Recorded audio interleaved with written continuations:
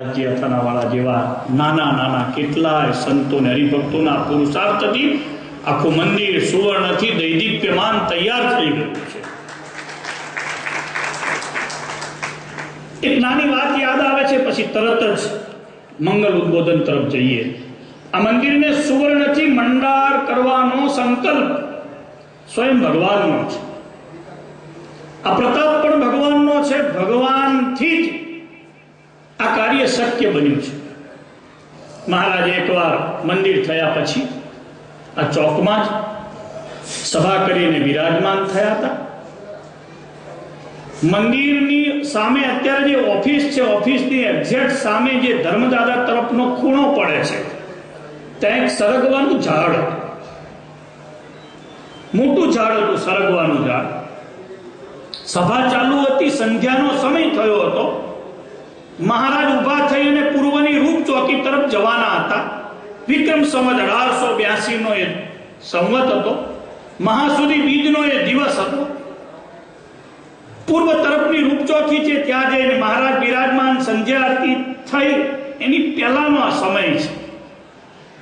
મહારાજ ઉભા થઈ લક્ષ્મીનારાયણ દેવની સ્વસ્વરૂપની આરતી કરી અને ત્યાં સભા કરવાના હતા, જ્યાંથી બહેનો અત્યારે ચડી અને મંદિરમાં પ્રવેશ કરે છે।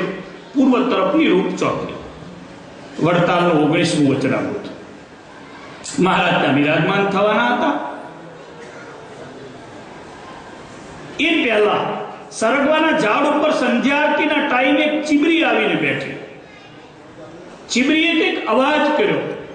ચીબરીની ભાષા હતી, પક્ષીઓની ભાષા હોય છે, ભાષા કોઈ જાણતું નહોતું। સભામાં બેઠેલા જોબન ભાયાને મહારાજે પૂછ્યું છે, ભાયા આ શું બોલે છે? તો કે મહારાજ, મને શિયાળિયાની લાળી ખબર પડે, કૂતરાના ભસવાના અવાજને હું કરી શકું, પારખી શકું, પણ આ ચીબરી બોલી એ મને ખબર ન પડી, એ મારો ભાઈ તખો જાણશે। મહારાજ કે બોલાવો તખા પગીને। તખા પગી આવ્યા। ચીબરી બોલતી હતી, ઉડીને જાય, થોડી વાર પછી આવીને બોલે, ઉડીને જાય, ફરી પાછી આવીને બોલે। મહારાજે પૂછ્યું, તખા શું બોલે છે? તો કે મહારાજ, આ તો બહુ ખરાબ બોલે છે।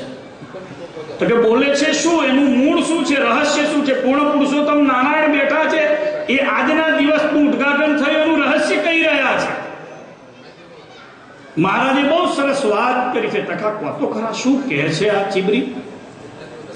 ચીબરી એવું બોલી, ચીબરી કુંવરની જાત આવે છે, એવું બોલી કે હમણાં ને હમણાં આ વૃક્ષને કપાવી નાખો, પુરુષોત્તમ નારાયણ અહીં બેઠા છે, બ્રહ્માંડનું કારણ અહીંયા હાજર છે, અને જો વૃક્ષ કપાવવામાં નહીં આવે તો લોહી પડશે, અને જો વૃક્ષ કપાવવામાં આવશે, વૃક્ષ કપાવવામાં નહીં આવે તો લોહી પડશે, અને વૃક્ષ જો કપાઈ નાખશો તો, વૃક્ષ જો નહીં કપાવવામાં આવે તો લોહી પડશે નહીં, અને કપાવશો તો આ મંદિર ભવિષ્યમાં સુવર્ણનું થશે।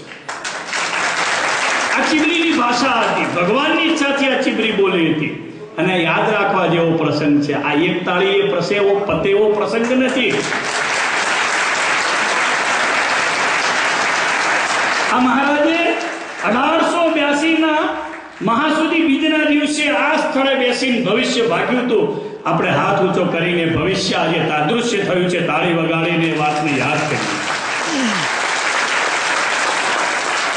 અને કેવા સત્પુરુષ દ્વારા, કેવા મહાન સંતોનો સંકલ્પ, પૂજ્ય અથાણાવાળા સ્વામીનો, જે સ્વામી આ મંદિરમાં બેસી સ્વામિનારાયણ સ્વામિનારાયણ સ્વામિનારાયણ દરરોજની 1000 માળાઓ ફેરવી છે, 1000 માળા ફેરવી છે। એ સ્વામીના સંકલ્પથી જ્યારે મંદિર સુવર્ણનું સમગ્ર મંડળે ભેગા મળીને તૈયાર કરાવડાવ્યું છે, વડતાલ મેનેજિંગ ટ્રસ્ટી બોર્ડના સહકારથી।